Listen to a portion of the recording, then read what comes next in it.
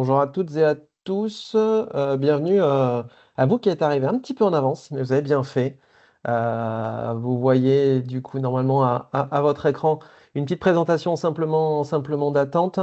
N'hésitez pas pour celles et ceux qui le souhaiteraient tout à l'heure, partager quelques questions dans l'onglet questions-réponses qui se situera en haut de votre écran, de façon à pouvoir poser les questions aux panélistes et qu'on relaiera ensuite Guillaume et moi, mais je vous ferai la présentation de Guillaume à nos panélistes en fin d'intervention.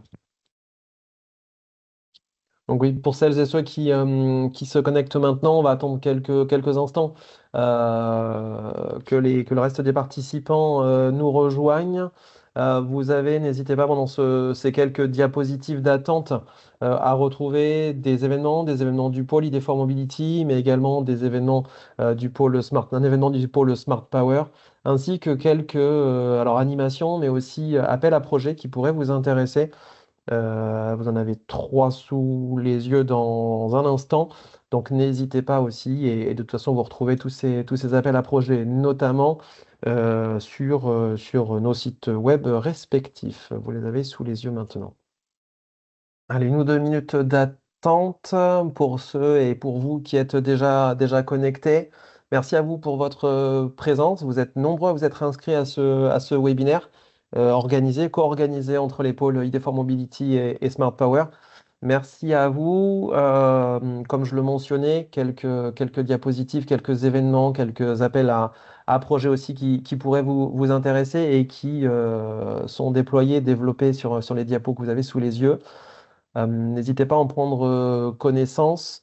Vous aurez aussi la possibilité de poser toutes vos questions à nos panélistes, que nous relayerons à nos panélistes via le bouton Q&R, donc questions-réponses que vous trouvez en haut de votre écran. N'hésitez pas. Et nous les relayerons, Guillaume et moi, à nos panélistes pour obtenir toutes leurs réponses. Vous aurez également dans le chat en dernière partie, sur le dernier tiers de la réunion pratiquement, également un lien qui vous sera communiqué dans le chat, qui vous permettra via 2, 3 questions de pouvoir obtenir votre ressenti par rapport au webinaire, l'appréciation sur les éléments présentés, vos commentaires, mais aussi et surtout la possibilité, si vous le souhaitez, d'être mis en relation avec les pôles que nous représentons, Guillaume et moi, mais aussi des questions que vous auriez encore directement je dirais, à poser à nos panélistes. Donc, n'hésitez pas à le mentionner dans ce dernier, sur ce Google Form qui prendra donc l'image d'un lien qui vous sera partagé dans le chat. Et puis, je vais vous proposer 11h02, je vais vous proposer qu'on commence, qu'on débute. Ça fera venir les retardataires. Merci à toutes et tous déjà pour votre présence, votre participation. Je suis ravi de vous retrouver. Donc, moi, je m'appelle Bruno Boucher, je suis chef de projet en charge du développement de l'activité du pôle en Nouvelle-Aquitaine, du pôle ID for Mobility. Ravi de vous retrouver pour ce nouvel épisode de nos Meetup for Mobility au sein du pôle ID for Mobility. Et je serai aujourd'hui accompagné de Guillaume Andrès. Bonjour Guillaume, du pôle Smart Power, Oui, avec bonjour. Bonjour qui, Bruno, euh, bonjour à tous. avec qui nous Effectivement. organisons ce webinaire. Ce webinaire aujourd'hui sur un sujet clé. Alors pardon, avant d'entamer, je le reprécisais pour ceux qui arrivent tout juste. N'hésitez pas à poser toutes vos questions via l'onglet questions-réponses que vous avez en haut de page. Nous relayerons avec Guillaume ces questions-là auprès de nos panélistes, nos trois panélistes aujourd'hui présents. Et puis vous aurez la possibilité de répondre à un petit sondage rapide, notamment pour savoir si vous voulez être mis en relation avec nos pôles respectifs via des projets en question ou nos panélistes avec des questions subsidiaires. Comme je le disais, webinaire du jour, un webinaire qui porte aujourd'hui sur un sujet clé de la mobilité électrique et de la transition énergétique, à savoir la recharge bidirectionnelle des véhicules électriques, qu'on appelle aussi véhicules to grid ou V2G. Une mobilité électrique qui connaît un plein essor, mais au-delà de la simple électrification des transports, c'est une nouvelle révolution finalement qui s'annonce, qui est celle où le véhicule devient un véritable acteur du système électrique. En effet, aujourd'hui, la technologie bidirectionnelle, euh, je dirais, grâce à la technologie bidirectionnelle, le véhicule ne se contente plus d'être chargé, de se charger ou d'être rechargé. Il peut aussi réinjecter de l'électricité, tant sur le réseau que sur un bâtiment ou que sur une installation locale. On identifie dans ce cas-là alors plusieurs bénéfices multiples, je le disais, tant pour le réseau, en contribuant à son équilibre et à sa flexibilité énergétique, tant pour les utilisateurs, pour permettre une meilleure gestion des coûts, une autoconsommation, que pour la planète en facilitant l'intégration des énergies renouvelables. Mais finalement, même si le potentiel paraît immense, plusieurs défis sont à considérer, tels que celui des normes, de l'interopérabilité, des modèles économiques, de la sécurité ou encore tout simplement en termes d'acceptation des usages. C'est justement pour cette raison qu'on a fait le choix aujourd'hui, avec Guillaume Andrès donc de Smart Power, de réunir trois acteurs clés qui interviennent pour faire avancer cette technologie de manière concrète et complémentaire. Trois acteurs, à savoir Drive, Enedis et le CEA. Et ce que je vous propose aujourd'hui, c'est de comprendre à leur côté comment est-ce que la recharge bidirectionnelle peut passer du concept, ou du mythe encore, à la réalité. Et finalement, quelles sont les opportunités qu'elle représente pour les différents acteurs de l'écosystème électrique et de la mobilité. Sans attendre, je vous propose de passer la parole immédiatement à Alexis de Jorias de Drive. Alexis, si tu veux prendre la main, partager ton écran, et on va pouvoir rentrer dans le vif du sujet. Merci à toutes et tous et bon webinaire. Parfait. Merci Alexis. Merci Bruno. Normalement, vous voyez mon écran. N'hésitez pas à me le dire si ce n'est pas le cas. Ouais, c'est parfait. Super. Bon, je me présente, Alexis Dejoria. Je travaille chez Drive depuis 1 an et demi. J'étais préalablement chez EDF et ça fait 5 ans que je travaille dans le domaine du pilotage de la recharge des véhicules électriques au sens large. Chez Drive, je suis en charge de développer l'entreprise sur le marché à destination des particuliers et tout ce qui est études économiques complexes. Drive, c'est une filiale du groupe EDF. On est une trentaine de collaborateurs, tous des profils d'expertise sur des métiers qui vont des marchés, l'expertise des marchés d'électricité, l'IoT, l'optimisation et la mobilité électrique, soutenue par EDF au sens large, que ce soit les filiales de commercialisation, parce que Drive est rarement en première ligne devant les clients, ou l'expertise d'EDF R&D, notamment sur tout ce qui est algorithme d'optimisation. Drive développe en effet un logiciel. On est une entreprise qui développe pas de hardware, pas de choses qui vont s'installer chez les gens. C'est une plateforme logicielle qui va connecter d'une part tout ce qui roule et à une batterie au marché de l'électricité. L'enjeu étant sans rien changer aux habitudes des clients, baisser pour eux le coût de la recharge et les émissions de CO2 associées. Aujourd'hui, on est plutôt d'ailleurs à 15 000 équipements pilotés, entre 100 et 150 mégawatts de flexibilité suivant selon comment est-ce qu'on compte, principalement en France et au Royaume-Uni. Et la spécificité de notre plateforme, c'est qu'elle s'adapte à énormément de cas d'usage différents. Donc aujourd'hui, on pilote plusieurs centaines de bus électriques, des camions électriques, des flottes de véhicules utilitaires légers pour des grandes entreprises et quelques milliers de bornes ou de véhicules à la maison. Initialement, Drive s'est développé sur la charge bidirectionnelle. C'est le sujet d'aujourd'hui, on y reviendra pourquoi. Il y a moins de volume de véhicules bidirectionnels que de véhicules qu'on pilote simplement dans un seul sens. Donc la majorité des assets dont je parle aujourd'hui sont uniquement en pilotage unidirectionnel. Ce qui fait la transition avec ce slide-là où on va distinguer plusieurs cas d'usage de pilotage ou de non-pilotage de la recharge d'un véhicule électrique, commençant par la charge naturelle qui correspond au cas d'usage standard, hein, du cas d'usage de base. Vous branchez votre véhicule et la recharge s'effectue immédiatement. Mettons que vous vous branchiez, c'est l'exemple qui est donné ici, à 17 heures. Vous en avez pour 2 heures de recharge. Vous avez prévu de repartir le lendemain à 8 heures du matin. La recharge va s'effectuer au moment où le véhicule est branché. Ça correspond, on y reviendra, suivant comment on compte, à la majorité en tout cas des recharges effectuées à la maison aujourd'hui, entre 2 tiers et 55% suivant les études. Pilotage statique ensuite, Tout simplement, on va déclencher la recharge au début des heures creuses. Ça, c'est pas le cas d'usage de Drive, mais c'est quelque chose qu'on peut faire avec l'application de son constructeur automobile, avec une borne qui est correctement branchée au compteur de sa maison. C'est ce que fait votre ballon d'eau chaude si vous avez un contrat à heure pleine heure creuse, il se déclenche au début de vos heures creuses. Pilotage statique, il y a plein de façons différentes de l'appeler, pilotage tarifaire, pilotage statique. On rentre ensuite dans les cas d'usage où Drive intervient, qui sont des cas d'usage de pilotage dynamique. Le premier, qu'on va appeler pilotage dynamique ou V1J, c'est s'assurer de la même façon que dans les autres cas d'usage que le véhicule soit prêt à l'heure dite, que cette recharge va s'effectuer au meilleur prix, donc dans les heures creuses du client, mais pas seulement, avec d'autres critères d'optimisation, notamment les prix de marché. Ça ne veut pas dire que votre client a besoin d'être avec un contrat d'électricité très très compliqué, avec des heures qui changent, avec des prix qui changent toutes les heures. C'est le job de votre fournisseur de services de flexibilité ou votre fournisseur d'électricité d'impacter tout ça pour que ça soit facile à comprendre, pour que vous ayez peu de risques, mais qu'en tout cas, concrètement, physiquement, cette recharge soit placée au meilleur moment parce que les prix de l'électricité varient toutes les heures, voire même toutes les 15 minutes depuis quelques semaines en France, et ils sont le reflet de l'abondance de l'électricité, qui est un bien qui ne se stocke pas. Dernier cas d'usage, la charge bidirectionnelle. On va distinguer la charge bidirectionnelle qui se contente d'effacer la consommation du bâtiment associé. On va parler de véhicule to home à la maison, de véhicule to building en entreprise, ou de véhicule to grid, où non seulement l'énergie vient effacer la consommation du bâtiment, mais va même carrément abonder dans le réseau. Donc c'est le petit schéma que vous avez en bas. Pareil, l'enjeu, c'est le véhicule sera prêt à l'heure dite, à l'heure indiquée par le client.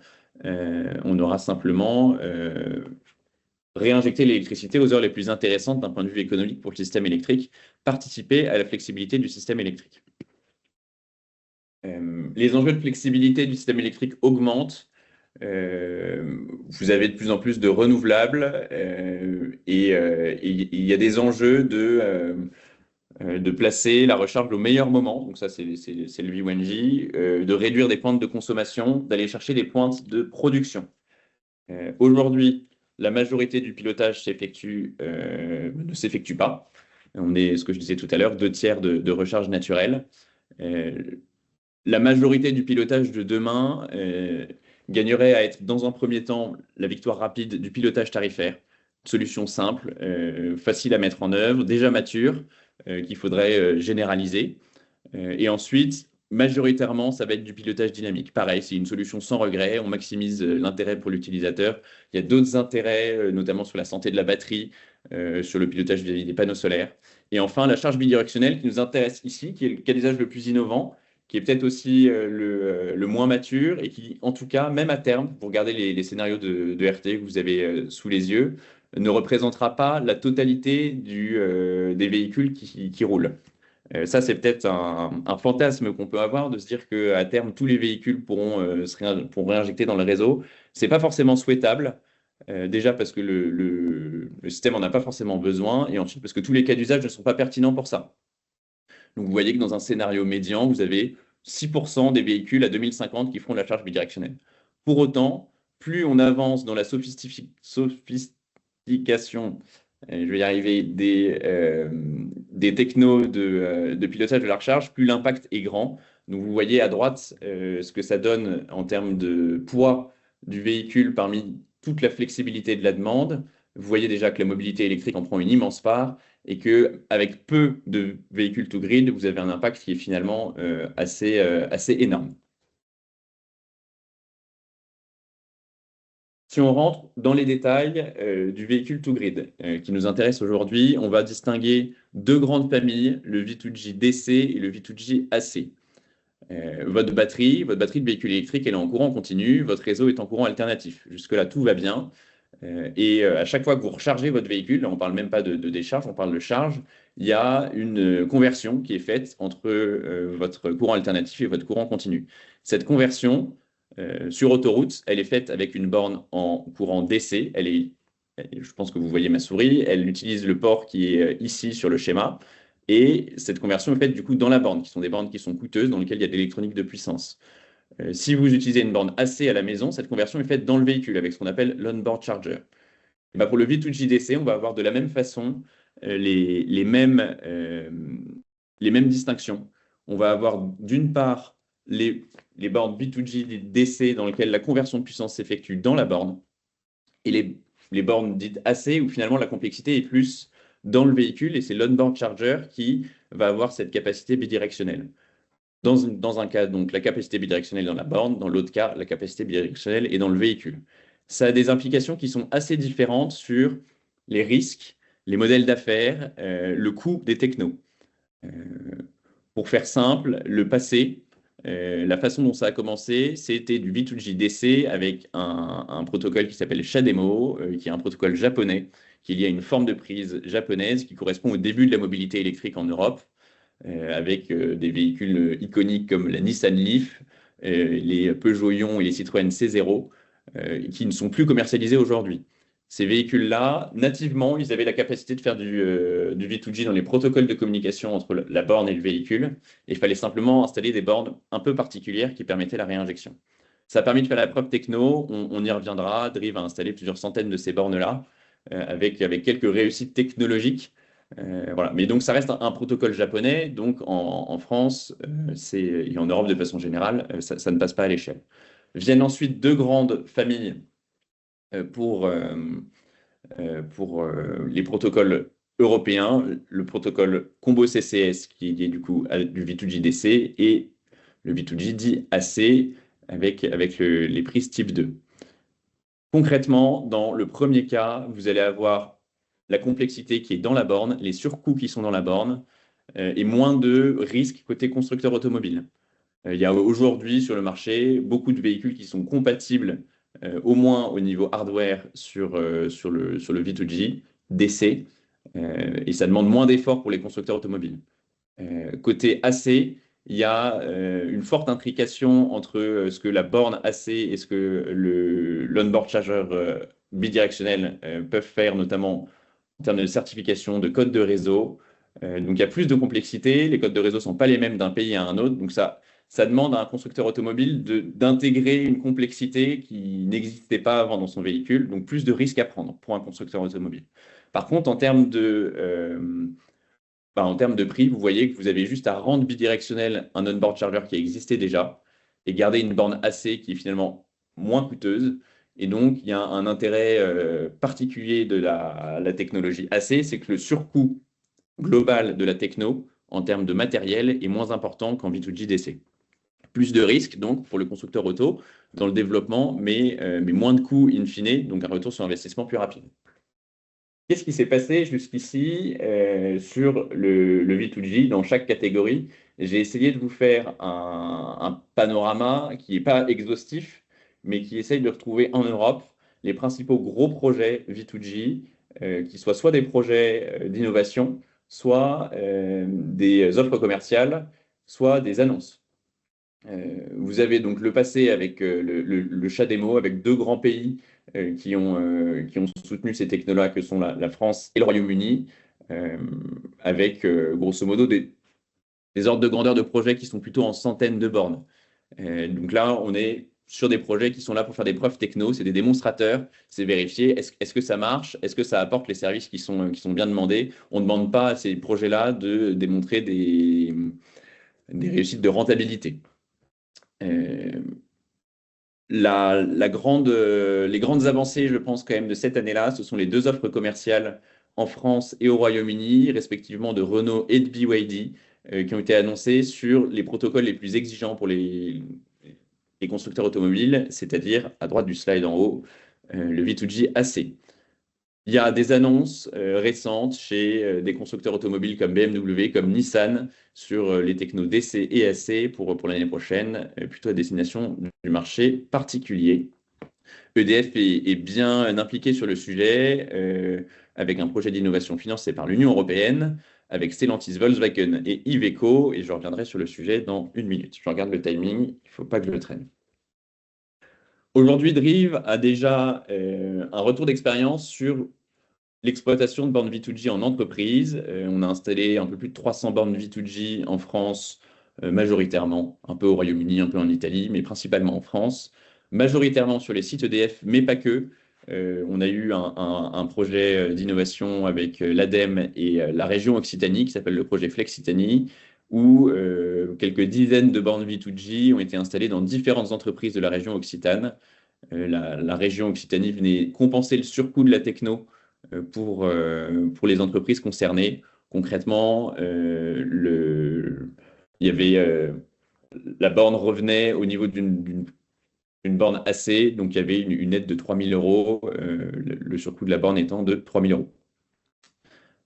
Ça nous a permis d'avoir un petit retour d'expérience de qu'est-ce que ça donne en entreprise de faire du véhicule to grid, de répondre à des premières questions d'utilisation. Quand est-ce que les véhicules sont là? Quand est-ce qu'ils reviennent? C'était des véhicules de flotte majoritairement, donc qui étaient plutôt stationnés le week-end en entreprise, le soir et le matin. Et donc, vous voyez qu'ils étaient connectés 50% du temps, ce qui est plutôt pas mal. En général, un véhicule électrique a plutôt tendance à se brancher pas systématiquement, pas tous les jours, il n'y en a pas besoin, les tailles de batterie le permettent. Mais en véhicule to grid, forcément, on essaye d'inciter les entreprises participantes, les particuliers participants à se brancher au maximum, en général avec des incitations qui consistent à dire on vous paye en euros par heure. C'est la façon dont on vient partager avec vous la valeur générée sur les marchés de l'électricité.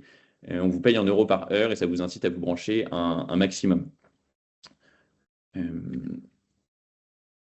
Voilà, le niveau de charge à l'arrivée en moyenne de 60%, ça c'est intéressant aussi parce que si vous arrivez en plein pendant la pointe du soir mais que vous êtes déchargé, et ben vous n'allez pas pouvoir réinjecter beaucoup, donc le cas d'usage est assez peu intéressant.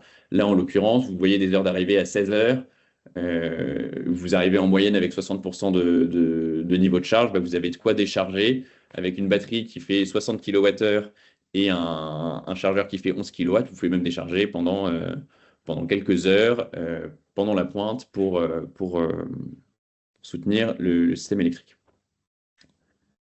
Une des grandes réussites de ce projet-là et une des grandes réussites de cette phase d'exploitation CHAdeMO, c'est la preuve techno. Et la preuve techno, elle se manifeste par la certification en février 2022 de Drive par RTE pour la réserve primaire de fréquence. La réserve primaire de fréquence, c'est un service système.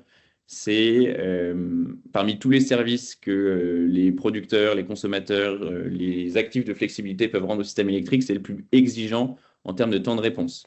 À chaque moment, le système électrique doit être équilibré. Et donc, à chaque moment, il doit y avoir autant de consommation que de production. La réserve primaire de fréquence, c'est le système qui vient régler les derniers pouillèmes de cet équilibre-là et qui, en quelques millisecondes, vient compenser une déviation s'il y en a une. Et donc, à partir du moment où on sait participer, on donne la preuve qu'une techno sait participer à ce type de service, on donne la preuve que technologiquement, ça va fonctionner pour tout le reste, parce que le reste sera forcément moins exigeant en termes physiques. Donc ça, c'était une grande réussite d'avoir obtenu cette certification en 2022. Voilà, ça a mis... ça a légitimé le rôle du véhicule électrique et de la charge bidirectionnelle pour les services au réseau. Ça ne veut pas dire que le V2G fera ça toute sa vie. C'est des services qui sont exigeants, mais qui sont aussi limités en taille. À terme, l'enjeu, c'est plutôt de faire du cyclage énergétique. Et c'est l'enjeu plutôt du coup de ce deuxième projet, le projet EVE, qui est lancé, financé par le Fonds Innovation de l'Union européenne avec Iveco, Stellantis, Volkswagen. L'enjeu ici, c'est de préparer plutôt l'avenir et de lancer quelque chose qui ne soit pas limité à un seul type de véhicule, un seul type de borne. Voilà, arrêter, la preuve techno est faite. Là, l'enjeu, c'est de créer les conditions économiques de passage à l'échelle, notamment en ce qui concerne tout ce qui est normalisation.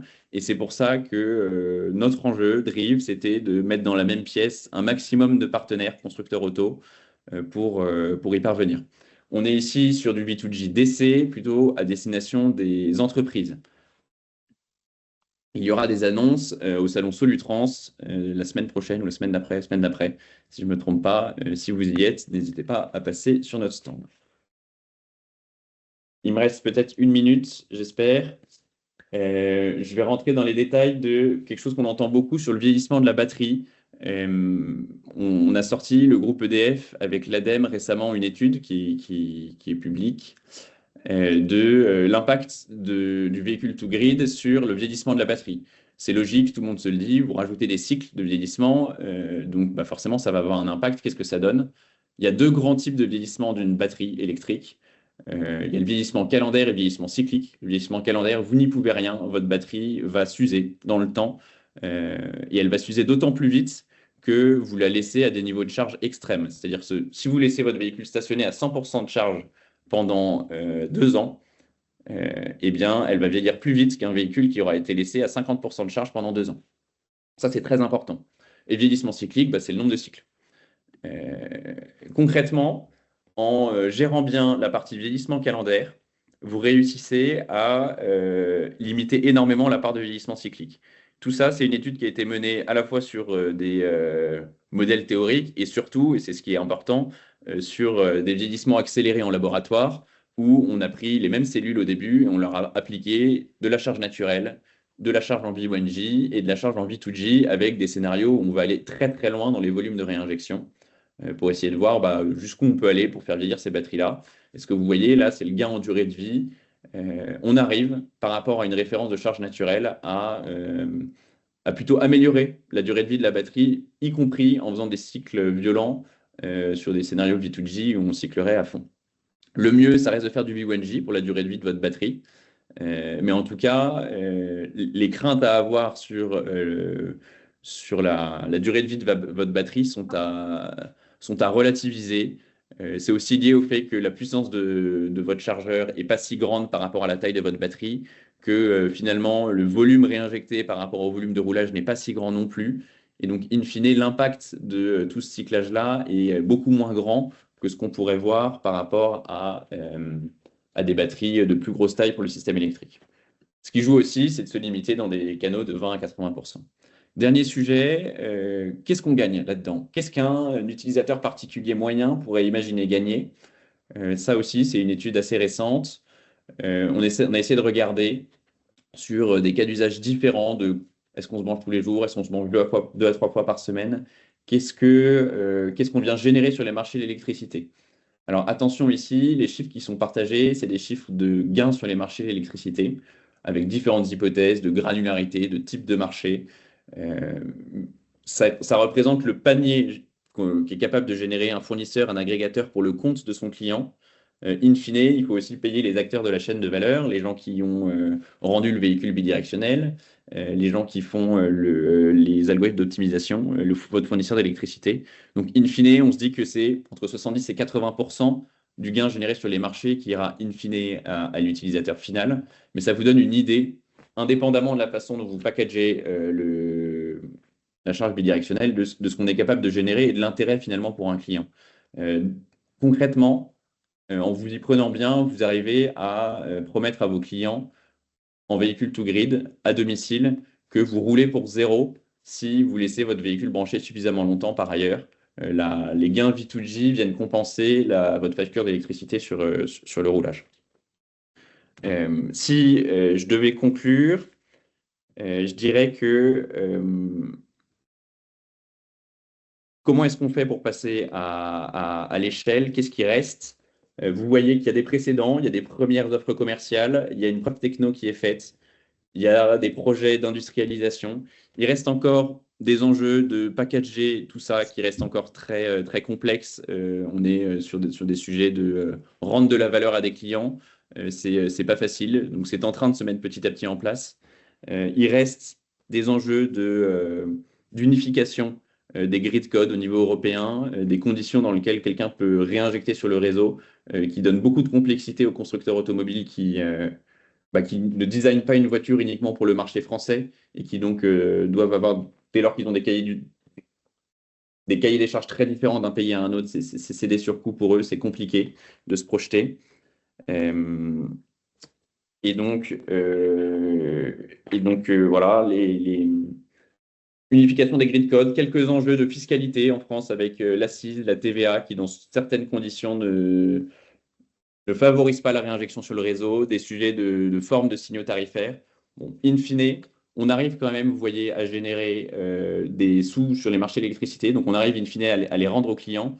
Donc, tout n'est pas encore là en termes de normalisation, tout n'est pas encore complètement calé, mais on est en train tous les éléments sont là pour construire. On est encore sur des tout petits volumes, on est encore au début de l'histoire, mais on voit le bout du tunnel. Et en fait, le principal quand même, c'est que la valeur économique soit là.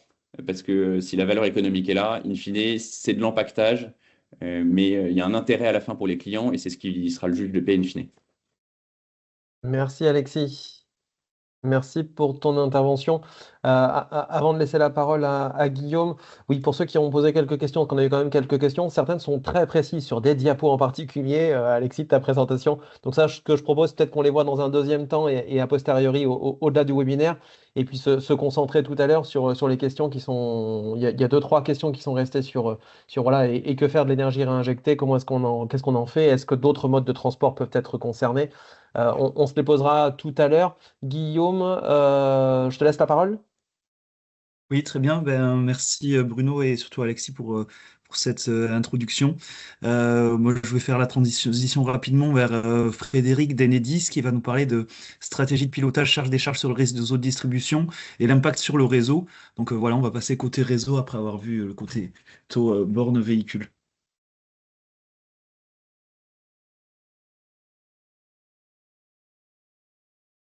Donc, bonjour, Frédéric C'est bon. Alonso, je suis chef... C'est bon. Donc, Frédéric Alonso, je suis chef de projet au sein du pôle mobilité et électrique d'Enedis. Donc, on s'est mis d'accord avec Alexis, je lui ai laissé plus de place. Voilà, parce que sa présentation était assez complète sur la partie V2G. Moi, je vais vous faire un petit panel, une petite vue sur la partie GRD. Je vais vous décrire ce que c'est quand même Enedis. Bon. Enedis, c'est quoi? Bah, c'est des voitures bleues. Le slide, je vous le laisserai lire. Je vous présente ça, c'est notre nouveau fourgon électrique, full elec.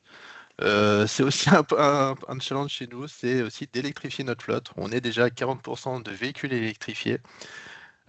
Pourquoi? Parce qu'on va sur nos chantiers, nos nombreux chantiers en véhicules électriques maintenant. Aujourd'hui, on est à 45 gigawatts d'énergie renouvelable raccordée. On en a raccordé 5,5 gigawatts en 2024 et la même chose en mobilité électrique. Donc dans la mobilité électrique, nous on va du vélo, du VTT électrique, des stations de VTT électrique jusqu'au ferry à quai, en passant par les autoroutes et toutes les bornes ouvertes au public. On raccorde aussi des installations de stockage. On a raccordé 1 gigawatt de puissance. On a plus d'1 gigawatt de puissance installée fin 2024, à peu près répartie sur 502 sites. La mobilité électrique aujourd'hui, c'est un peu plus de 2 300 000 véhicules à fin décembre 2024. On a fait plus 21% sur un an.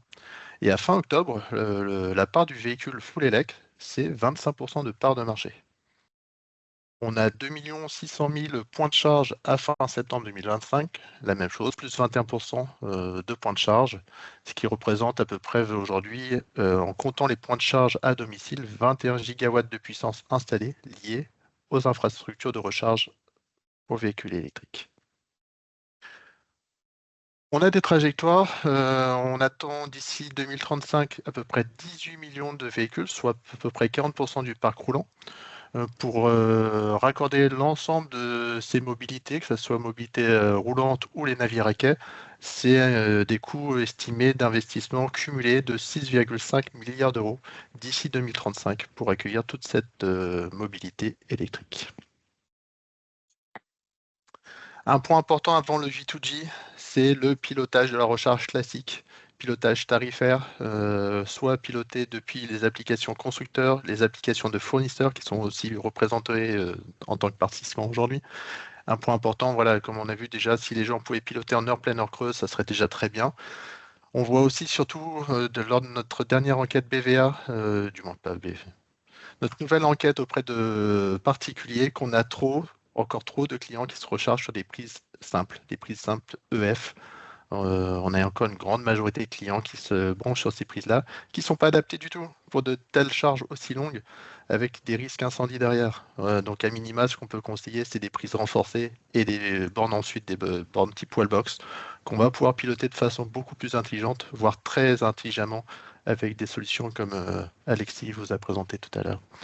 Ces 18 millions de véhicules, ça représente d'ici 2035 33 TWh de consommation. Et pour nous, gestion de réseau et aussi RTE, c'est un enjeu, d'un point de vue système, on a un enjeu de 10 gigawatts d'appel de puissance le soir d'ici 2035. Donc comment essayer de lisser cette pointe en essayant de différer cette recharge la nuit ou aujourd'hui avec les nouvelles heures creuses pendant la journée quand il y a un surplus solaire, essayer de profiter de cette énergie-là pour venir la stocker sur nos batteries à roulettes.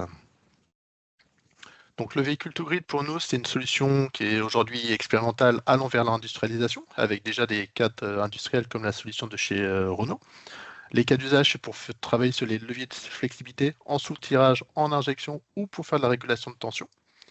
De la modulation des bornes de puissance, la modulation de puissance des bornes de recharge et aussi potentiellement plus tard faire de la synchronisation entre de la production photovoltaïque et la recharge des véhicules électriques.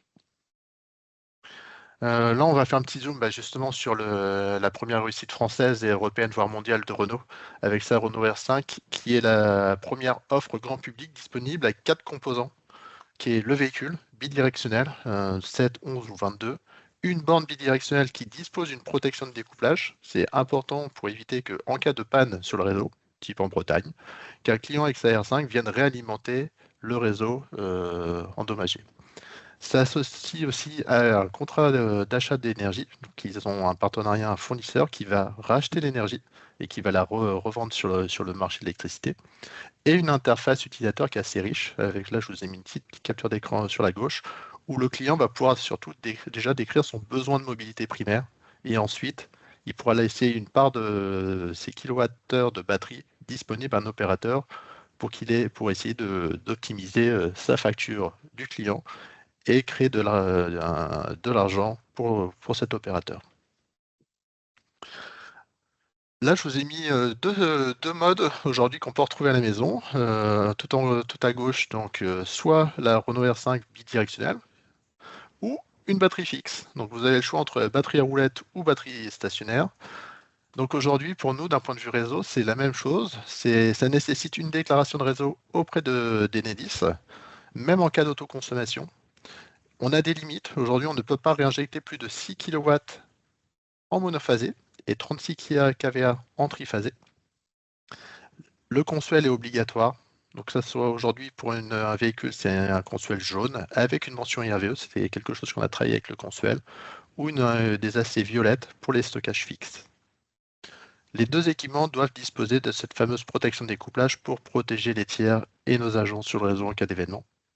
Et ces installations sont plus ou moins compatibles avec le photovoltaïque. Et pour cela, il faut aller voir les conditions de votre acheteur d'énergie. On a encore quelques sujets techniques, régulatoires et contractuels à gérer. Donc, comment gérer la présence de différents contrats d'injection derrière un même point de livraison, avec des fois des contrats subventionnés, comme là, avec le cas, on va prendre un contrat avec photovoltaïque avec EDF obligation d'achat. Comment demain, on va devoir essayer de distinguer les électrons qui vont être réinjectés en surplus entre des électrons du toit ou les électrons qui vont venir du véhicule électrique. Comment gérer dynamiquement cette injection max à 6 kVA. Aujourd'hui, le véhicule peut injecter 6-7 kW, le photovoltaïque entre 3 et 6 kW. Comment il va falloir avoir un gestionnaire d'énergie locale qui arbitre en fonction des priorités définies par l'utilisateur. On a quelques sujets comme Alexis vous l'a partagé tout à l'heure sur la mise à jour des codes de réseau, donc TCC pour la partie sous-tirage et RFG pour la partie production. De notre côté, on étudie aussi quel impact sur la conduite de nos réseaux, avec tous ces nouveaux composants qui peuvent s'arrêter brutalement en fonction de signaux de marché. Les opérateurs, les agrégateurs vont répondre à des signaux de marché. Potentiellement, aujourd'hui, si on prend le cas avec les prix négatifs sur la production solaire, un opérateur peut décider d'arrêter d'emblée l'ensemble de ces stations, de ces sites en France. Donc pour RTE, c'est une plaque de cuivre. Ils arrivent, pas trop de contraintes, mais par contre, nous, on gère des câbles avec des problèmes d'électrotechnique, des problématiques de chute de tension, des problèmes d'intensité. Donc on a un sujet aussi d'observabilité de tous ces équipements à terme pour la conduite de notre réseau. Et le dernier point, si ça veut bien passer, ce que j'en retiens, c'est que le V2G, c'est un mécanisme de flexibilité qui pourrait être utilisé pour réduire le pic national de consommation électrique. Il vient en complément du pilotage tarifaire, qui est une solution généralisable dès maintenant. Et comme tout projet de transformation, il ne faut pas oublier l'humain, surtout le client, parce que le client, c'est lui qui signe, qui investit, donc il va falloir partager la valeur véhicule to grid ou V1G avec lui. C'est un client qui a des doutes. Il faut le rassurer sur la potentielle dégradation de la batterie et lui assurer son besoin de mobilité primaire. Donc sur la dégradation de batterie, comme Alexis vous l'a montré tout à l'heure, il y a des études et c'est vrai qu'on a un besoin de pédagogie auprès des utilisateurs pour leur expliquer que quand on arrive chez soi et qu'on est à 80% de batterie, il ne faut pas brancher sa batterie. C'est une mauvaise pratique. Il faut plutôt attendre 20, rester entre 20 et 80%, ça permet déjà de préserver la batterie. Et on a besoin de communiquer, de rassurer les clients. Après, les clients se rassurent avec l'utilisation. Mais il y a encore un gros travail de pédagogie à faire. Voilà pour ma part, Bruno. Merci Frédéric. Merci à toi. Bon, j'ai vu que tu as pratiquement répondu, tu as fait d'une pierre deux coups pratiquement sur deux questions qui étaient posées. On reviendra dessus tout à l'heure pour savoir si la réponse a bien été apportée, mais il y avait des notions d'installation, de modification d'installation électrique existante V1G en V2G, déjà d'une part, et puis des questions aussi sur la partie, point de livraison mobile, etc. Donc, tu avais commencé à en parler. On reviendra sur le sujet tout à l'heure. Merci à toi. N'hésitez pas à poser vos questions. Vous êtes nombreux à en poser. J'espère qu'on pourra, avec Guillaume, toutes les synthétiser et les relayer. Merci à tous, mais en tout cas, continuez. Dernière partie, avant d'arriver à cette période cette session de questions-réponses. On voulait faire intervenir également alors Thibaut Bertin du CEA, le CEA que vous connaissez tous, j'imagine probablement, mais en tout cas vraiment un acteur clé de la recherche et de l'innovation et qui va explorer tous les aspects technologiques et perspectives de déploiement à grande échelle. Et Thibaut, si tu veux bien nous parler et faire un focus sur tout ce qui va être, je dirais, amélioration des performances des chargeurs embarqués. On a parlé tout à l'heure de la charge, de la réinjection sur le réseau par le V2G. Il y a aussi un élément important qui reste au niveau du chargeur, donc au niveau de l'embarqué du véhicule. Je te laisse la parole et le partage d'écran, si tu veux bien. Euh, Merci Thibaut. Si vous m'entendez bien, je vais démarrer. Donc Ouais. bonjour à tous. Donc Thibaut Bertin, comme Bruno l'a précisé. Donc je travaille au CEA et notamment au laboratoire L2EP, qui est un laboratoire donc d'électronique de puissance. Donc nous, dans notre scope d'activité, donc les chargeurs embarqués font partie de ce sur quoi on travaille, mais comment dire, les chargeurs, c'est pas uniquement notre thématique de recherche. On est sur à peu près tous les secteurs d'application. On a travaillé dans l'automobile, mais il y a les chargeurs, il y a les onduleurs de traction. Dans l'aérien, il y a aussi des chargeurs embarqués qui sont plutôt basse tension. Il y a les applications pour les data centers, il y a les convertisseurs embarqués pour piles. Et nous, ce sur quoi on travaille, en fait, en fonction des applications, le convertisseur, il y a toujours le niveau de puissance qu'on vient convertir, les niveaux de tension, donc, et aussi les formes, si c'est de l'AC, du DC. Et en fonction des domaines d'application, on a des contraintes qui peuvent être les fortes densités de puissance, notamment dans l'aérien, par exemple, des très bons rendements, ça c'est plutôt les data centers qui visent ça, et d'autres applications, d'autres enjeux comme la fiabilité. Nous, notre travail, il se mesure en général en TRL, c'est-à-dire qu'on est sur des protos de recherche qu'on transfère à des industriels. Donc, le labo où je travaille, on a beaucoup travaillé avec Renault sur notamment les nouvelles générations de chargeurs qui sont embarqués dans les véhicules actuels et les véhicules futurs. Et donc, c'est un travail qu'on fait depuis quasiment 10 ans maintenant, et déjà à l'époque, il y avait cet enjeu de travailler sur la bidirectionnalité avant même qu'il y ait de la législation à ce niveau-là et que ce soit vraiment un argument commercial qui puisse être entendu. Il y avait donc le travail sur les chargeurs, il remonte bien avant c'était déjà une volonté des industriels de proposer ce type de solution. Et à l'avenir, c'est quelque chose sur lesquels on est assez convaincu que tous les constructeurs d'automobiles le proposeront. Pour la précision, donc d'abord, je vais un peu préciser ce que c'est un chargeur de véhicule. Donc, ce que Alexis l'avait montré sur sa slide sur le chargeur embarqué. Donc, le chargeur embarqué, en général, il vient se brancher sur l'AC. En fonction des niveaux de puissance, ça va être du monophasé ou du triphasé. Donc, sur du monophasé, on va être à 3. Nous, on a les standards 3,6, 7,2 kW. Donc, c'est du 16 ampères et du 32 ampères. Et sur le triphasé, on a du 11 kW, 22 kW. Donc, pour vous donner l'exemple, la Renault Zoé était en 22 kW.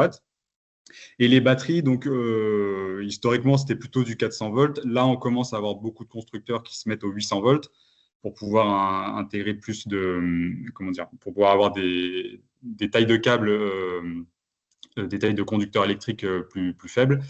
Par contre, ça a un impact, je vais le préciser après, sur le convertisseur en lui-même, aussi sur le moteur, mais ça, c'est autre chose.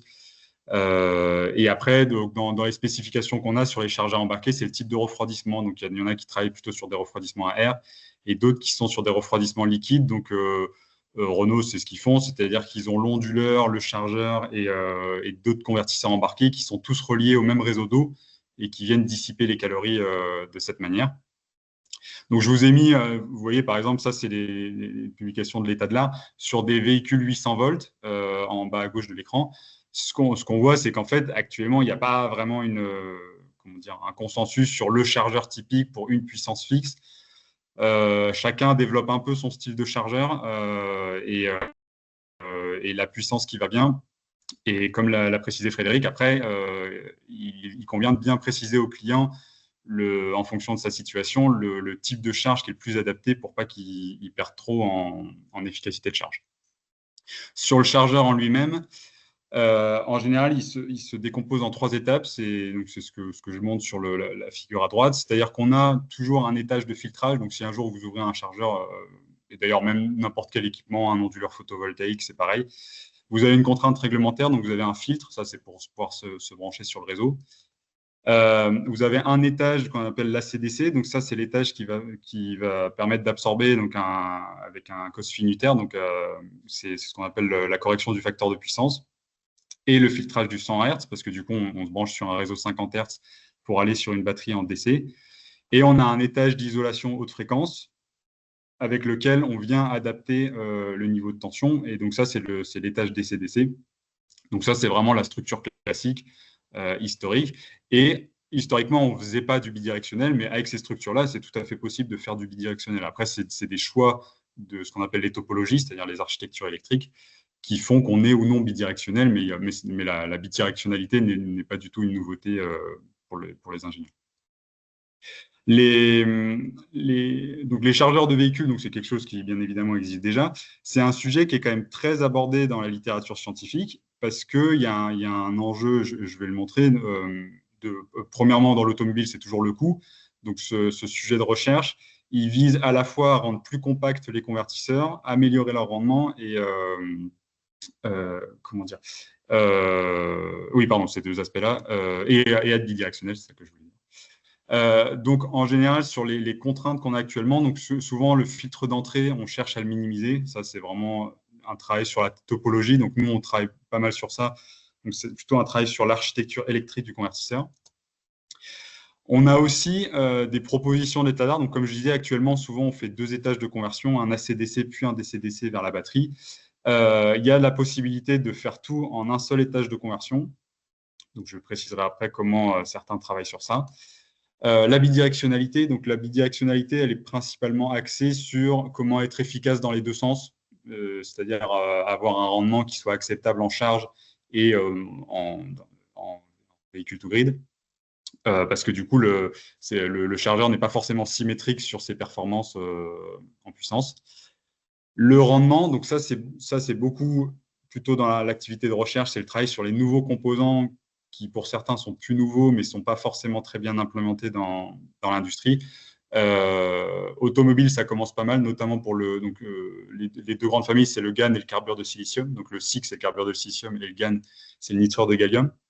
Donc c'est des nouveaux composants qui sont émergents et qui permettent d'améliorer les performances des chargeurs. Et le 3e, c'est sur ce qu'on appelle la montée en fréquence. Donc, un convertisseur, ça je ne l'ai pas précisé, il a une fréquence de fonctionnement qui souvent est en général de 50 à 100 kHz. Et plus vous arrivez à monter cette fréquence, plus le risque, c'est d'avoir des pertes supplémentaires. Par contre, plus vous arrivez à être compact. Donc, l'enjeu sur les chargeurs, c'est un enjeu de compacité et un équilibre entre le rendement et la compacité. Sur les aspects, sur le travail de la topologie, donc là, je vais être un peu plus dans les détails techniques parce que nous, on est vraiment un labo de recherche axé sur la conception de chargeurs. Donc, je mets des images techniques, mais l'idée, c'est de faire comprendre un peu plus au grand public ce sur quoi on travaille. Donc, le travail sur la topologie, comme je disais, nous, la topologie, c'est l'architecture électrique. Donc là, on travaille sur des projets où on cherche à modifier complètement la topologie de conversion pour vraiment réduire fortement la taille des filtrages. Et ça, c'est des demandes d'industriels parce qu'au fur et à mesure des générations de chargeurs, ils se rendent compte que le filtrage qu'on met en entrée pour passer les normes CEM sur le réseau, elles sont très contraignantes et que les topologies historiquement utilisées ne sont pas les meilleures et on pourrait travailler sur des choses plutôt innovantes pour réduire ces volumes-là. La deuxième aspect, donc, comme je disais, c'est que dans un convertisseur, vous avez 2 étages de conversion, AC-DC, DC-DC, de l'alternatif au continu, puis vers la batterie. Là, c'est des choses qui sont assez nouvelles, c'est de travailler donc, avec ce qu'on appelle des composants bidirectionnels. Donc ça, c'est vraiment des vraies nouveautés, puisque c'est des composants qui sont à peine sortis et qui ne sont pas encore commercialisés, mais qui sont à l'état de recherche, mais qui sont prévus pour l'année prochaine. Et donc ça permettrait de travailler sur des convertisseurs qu'on appelle mono-étages. Et on voit des tendances, par exemple, les chargeurs de Tesla, ils ont des structures qui ressemblent à ça, donc ils n'ont pas encore les composants bidirectionnels, mais on voit en ouvrant pas mal de chargeurs, notamment les nouveaux, que beaucoup d'industriels se mettent à ces nouvelles topologies de conversion. Et le travail, moi j'ai beaucoup travaillé sur ça, sur la bidirectionnalité, c'est ce que j'expliquais, c'est-à-dire que quand on fait un chargeur, historiquement, on cherchait à être bon en charge, donc un chargeur 3,6 kW, on maximise son rendement à pleine puissance. Mais quand on cherche à faire de la bidirectionnalité, il faut être bon dans l'autre sens. Et nous, ce qu'on commence à nous demander aussi, c'est d'être bon à basse puissance, c'est-à-dire de pouvoir donc c'est plutôt orienté véhicule to home, si j'ai bien compris, c'est-à-dire avoir son véhicule qui est chez soi et qui peut renvoyer, mais plutôt que de renvoyer à 3,6 kW, il renvoie à 10-20% de sa puissance sans avoir trop de pertes. Parce que généralement, les rendements des convertisseurs décroissent à faible charge. Le travail supplémentaire sur lequel on est, c'est sur lequel ce sur quoi on travaille, pardon, c'est les composants, donc nitrure de gallium et carbure de silicium. Donc, ce ne sont pas des composants qui sont nouveaux. Il y a déjà des choses qui existent dans l'état de l'art. Le nitrure de gallium, lui, il est quasiment inexistant à l'échelle industrielle pour les chargeurs de véhicules. C'est principalement du carbure de silicium qui a commencé à émerger récemment.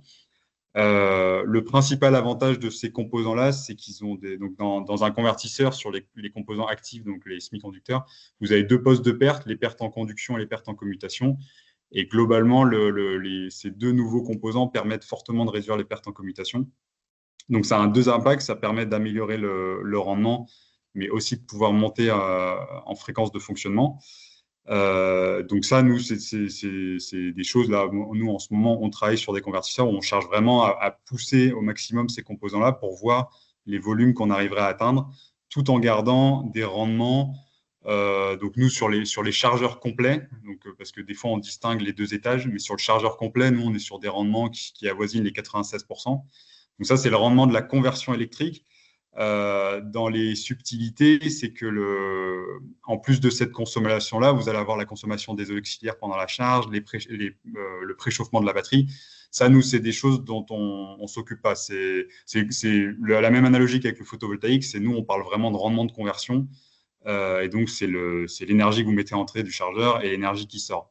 Après, on va dire le rendement de la charge, il faudrait prendre plus de globalité sur le véhicule au complet. Et ça, nous, on n'a pas la main sur ça. Thibaut, je me permets 2 minutes. 2 minutes? Ok, je termine. Donc, le dernier travail, c'est ce que je disais, sur la compacité, les éléments passifs. Donc là, encore une fois, la montée en fréquence, donc avec ces nouveaux composants, ça permet notamment de réduire les volumes. Nous, on travaille encore une fois, sur des chargeurs où là, on a réduit les transformateurs d'un facteur 3. Et donc, ça permet de faire des choses beaucoup plus compactes. Et donc ça, bon, je vais pas rentrer, mais c'est des spécificités qu'on appelle le multiniveau, c'est-à-dire que le travail sur des batteries 800 volts, là, pour le coup, ça dénote une différence entre les composants GaN, donc l'histoire de gallium, qui actuellement n'existent qu'en 650 volts, et les composants SiC. Et donc, en fonction des choix de composants qu'on fait, il y a des architectures qui diffèrent. Et pour l'instant, c'est pas tranché sur lequel est préférable. J'en profite de ces 2 dernières minutes pour sortir très brièvement du cadre du chargeur. Nous, on travaille aussi sur ce qu'on appelle des hubs énergétiques, c'est-à-dire que les travaux sur les chargeurs, ça nous a et les interactions avec les industriels, parce qu'on travaille aussi sur les onduleurs photovoltaïques. On a développé une activité de recherche sur ce qu'on appelle des hubs énergétiques, donc le multi-active bridge pour le terme technique.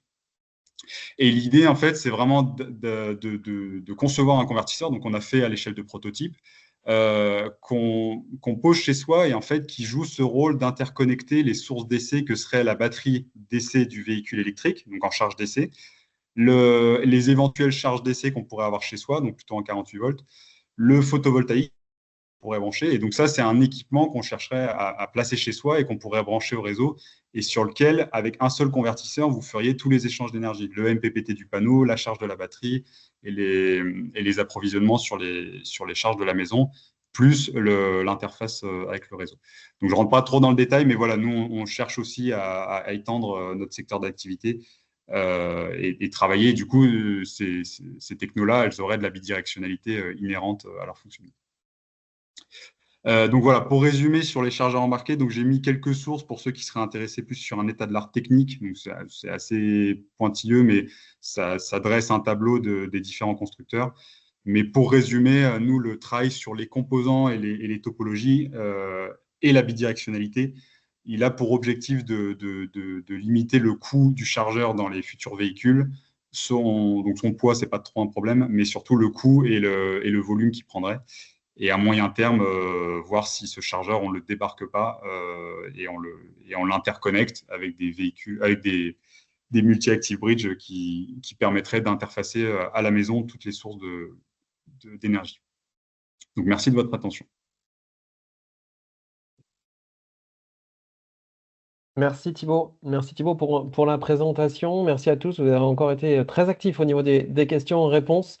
Guillaume, est-ce que tu veux lancer quelques premières questions? Je vais essayer de les centraliser et de les réunir par thématique et par intervenant.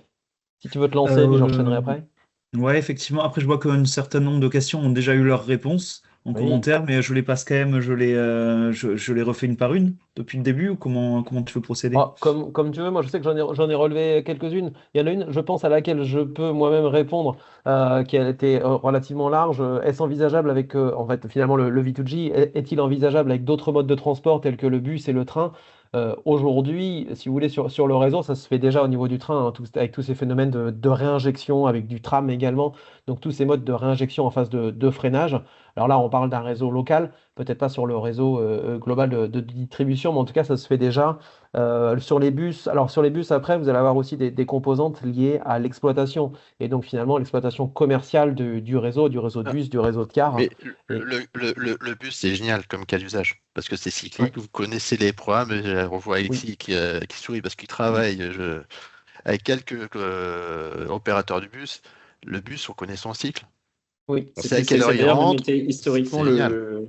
le premier cas d'usage de charge bidirectionnelle au monde, de la société Nuvve, qui était la co-entreprise qui a fondé Dream en l'occurrence, c'était des bus scolaires aux US. Oui. C'est assez pratique, les tournées sont assez limitées dans la journée, donc ça maximise le temps de branchement. C'est ça, puisque les offres de transport sont connues, donc les services et l'utilisation finalement des véhicules, quels qu'ils soient, sont connus, paramétrés et du coup, bien utilisables en termes de V2G, en effet. Ouais. Guillaume, tu avais peut-être une autre question? Ouais, moi je voulais bien rebondir sur la question d'Émilie Garret, la d'Acajoul, qui demandait à quelle date sera-t-il possible de coupler du véhicule to building à une opération d'autoconsommation collective. Et donc Monsieur Alonso avait répondu que pour l'instant, En tout cas, c'était pas possible. On ne peut pas garantir la provenance de l'énergie dans la batterie. Je me demandais si on pouvait développer, si à l'avenir, peut-être, ça serait possible enfin, d'utiliser sa batterie enfin, les batteries de véhicules dans le cadre de l'ACC. Pour rentrer dans les détails de ce pourquoi ça marche pas, c'est lié à la question aussi il y a une question sur le tarif de réinjection. La façon dont est valorisée cette flexibilité, vous l'avez compris, elle est assez complexe. Elle dépend de marchés de l'électricité qui sont au pas très fins.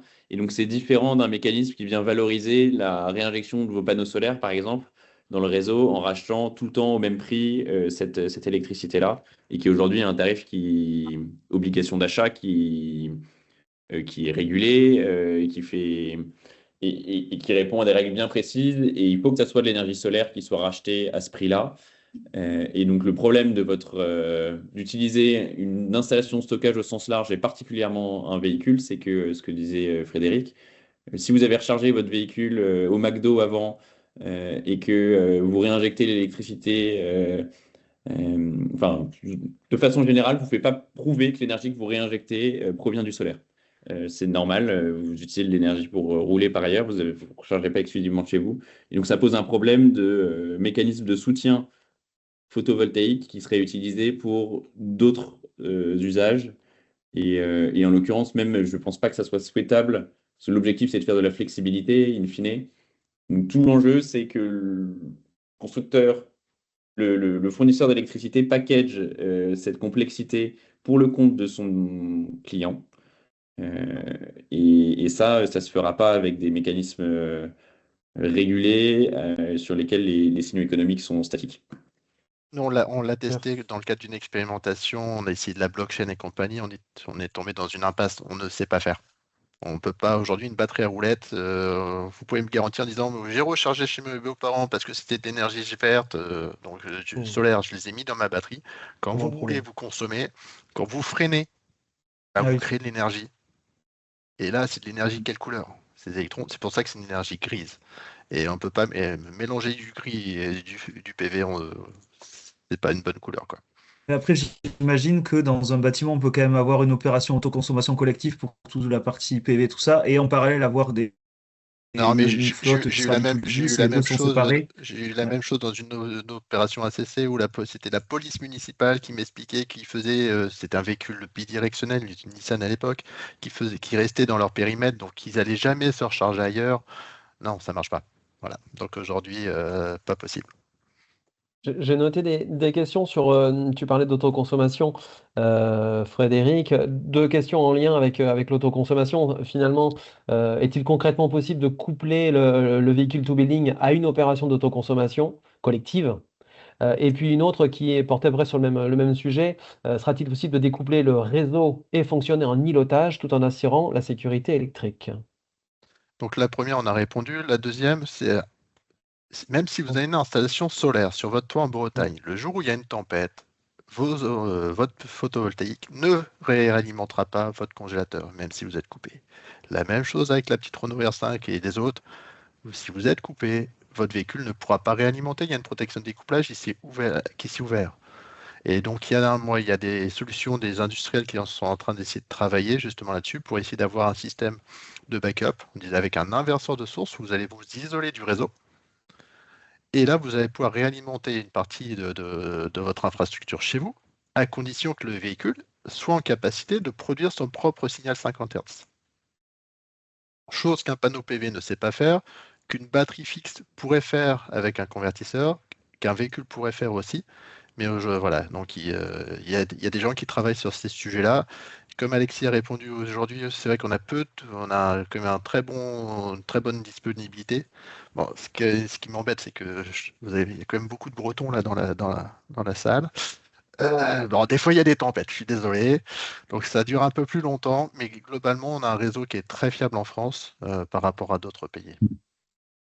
Et concrètement, c'est des technos qui sont, enfin, vu que c'est rare et que le cas d'usage est moins répandu en France que dans d'autres pays, la priorité de la techno, c'est pas l'îlotage. La valeur pour les clients, est-ce qu'ils sont vraiment prêts à payer plus cher pour avoir de l'îlotage aujourd'hui, dans ce qu'on regarde, c'est pas vraiment, c'est pas vraiment le cas et on a plus des gens qui sont intéressés de pouvoir, par la promesse, je roule pour 0 €. Ça, c'est quelque chose qui marche assez bien. Et donc, on met plutôt les efforts sur ce côté-là. Ok. Des questions concernant la durée de vie de la batterie. On en a eu au moins deux sur le sujet. Euh, Allez, je les prends comme à brut. Si le V1G permet une augmentation significative de la durée de vie de la batterie par rapport au V2X, n'est-ce pas un enjeu plus important que la stabilité du réseau et la rentabilité pour le client? Et puis la deuxième, allez, je la livre tout de suite, ce sera peut-être pour toi plutôt Alexis. C'était lié justement à cette indication et pas cette consigne, mais en tout cas cette invitation à tendre vers une charge max à 80%. Finalement, on nous dit ben, le V2G c'est bien, mais est-ce que le V2G maintient la batterie max 80%? Oui, oui, bah, du coup, j'ai pas pu rentrer dans les détails de tous les slides et les hypothèses sous-jacentes. Et à partir du moment où on fait une étude pour montrer qu'en cyclant entre 20 et 80% de batterie, on maintient la durée de vie de la batterie, c'est évidemment ce qu'on fait ensuite derrière en opération. C'est une étude qui a été faite avec un constructeur automobile et c'est pas pour rien que vous voyez ces choses-là dans les véhicules bidirectionnels qui existent sur le marché. C'est des choses qui s'implémentent aussi bien en V1G qu'en V2G. Donc oui, on cycle entre 20 et 80. On a des maximums de volume cyclé par an. Et dans les chiffres économiques qui vous étaient partagés tout à l'heure, c'est bien des choses qui ont été prises en compte. Et c'est des choses qui sont prises en compte dans les véhicules qu'on opère aujourd'hui. Ça Est-ce marche, que ça a un Guillaume, intérêt, la première question, pardon, est-ce que ça a un intérêt, est-ce qu'il ne vaudrait pas mieux que tout le monde soit en V1G et que les batteries durent plus longtemps? Il y a quand même un besoin de stockage sur le système électrique. Euh, donc, il y a quand même un intérêt à ce que le stockage se fasse sur des batteries qui servent aussi à rouler et pas que des batteries qu'on crée pour juste uniquement pour le principe du stockage. Donc, derrière, c'est un intérêt collectif qui est difficile à mesurer et qui, en l'occurrence, je pense, correspondra assez facilement au cas d'usage. Il n'y a pas de généralisation du V2G, c'est ce que j'avais dit au début. Ça fait partie des raisons pour lesquelles il n'y en aura pas. Il y a un petit surcoût qui va rester. Il y a des cas d'usage sur lesquels il faut rester branché plus longtemps. Il y a des gens qui veulent, qui sont intéressés par le côté économique, c'est normal. Et donc un même véhicule avec un premier propriétaire pourra faire du V2G pendant 3 4 ans et puis ensuite du V1G. Et sur sa durée de vie totale, il ne fera pas du V2G, il aura quand même étendu sa durée de vie.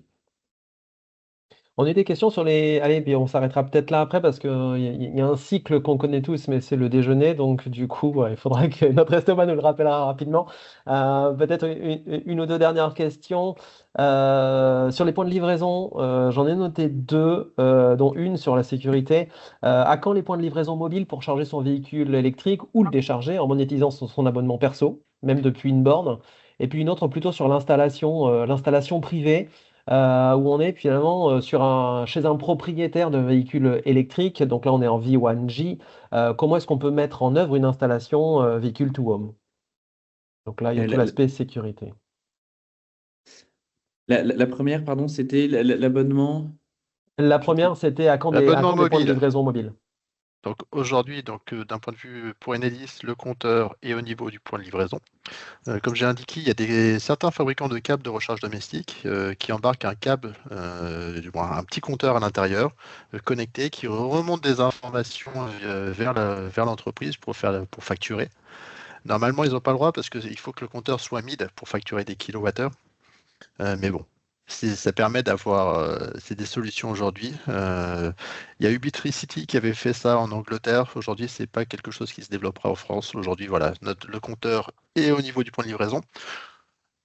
Dans le cadre du market design qui est imposé par l'Europe, on étudie, qui arrive d'ici 2026, on étudie le fait que un particulier pourra choisir plusieurs fournisseurs pour sa maison. Demain, vous aurez potentiellement un fournisseur pour votre pompe à chaleur, un autre pour le véhicule électrique. Vous allez multiplier plein de contrats comme ça chez vous. Euh, donc, c'est des choses qu'on est en train de regarder avec. Donc, dans votre garage, on vous mettra plein de compteurs Linky par usage. On étudie d'autres moyens aussi, hein. Mais voilà, aujourd'hui, le comptage se fait par le compteur Linky. Et pour la partie véhicule de to home, oui, il y a des constructeurs comme Kia, BMW qui annoncent des systèmes véhicules to grid et compagnie, sauf qu'ils ne sont pas venus nous voir. Aujourd'hui, le seul qui est venu il y en a deux qui sont venus nous voir de français, Stellantis et Renault qui travaillent avec nous. Les autres ne sont pas venus. J'ai des clients qui nous appellent en disant comment je fais. Ben, on cherche des contacts chez les constructeurs pour travailler avec eux, pour leur expliquer les BMW, procédures de déclaration, tout ça. c'est du DC, hein, donc bon, Oui, non, mais voilà. Donc, on les invite, on cherche des contacts justement pour leur expliquer. Aujourd'hui, pour leur expliquer les procédures. Est-ce que c'est le client qui doit se débrouiller tout seul à faire sa demande ou est-ce que c'est votre constructeur automobile qui va qui va gérer l'opération pour votre compte, qui va vous simplifier la vie en étant mandataire? C'est des choses qui sont possibles. Voilà, mais il faut qu'on travaille avec eux. C'est noté. Bon, je vous propose, n'hésitez pas, donc les participants, à répondre au petit sondage qui est passé dans la conversation, le petit lien, c'est un Google Form qui est derrière, pour rentrer en contact avec les pôles, pour rentrer en contact avec les participants si vous avez d'autres questions, si vous avez des questions, notamment auprès de Thibaut, parce que Thibaut, du coup, va se sentir un peu seul, il n'y a pas eu de questions proprement parlées, en tout cas, qui lui étaient dédiées. Donc, n'hésitez pas, il sera à votre disposition, je m'avance un petit peu, mais en tout cas, pour y répondre. Merci à vous toutes et tous pour votre participation. J'espère qu'on n'a pas loupé trop de questions parce que du coup, vous en avez pas mal listé. On va refaire un point. Il y en avait Ouais. une, Bruno, c'est la mise à disposition des supports. Pour ma part, il n'y a pas de souci pour le Oui. diffuser via toi. Alors, Via votre chose à association. laquelle j'ai répondu sur le fait que de toute façon, le webinaire sera disponible sous la forme d'un replay. Donc, vous pourrez aussi bénéficier de l'ensemble des éléments qui ont été partagés par nos panélistes.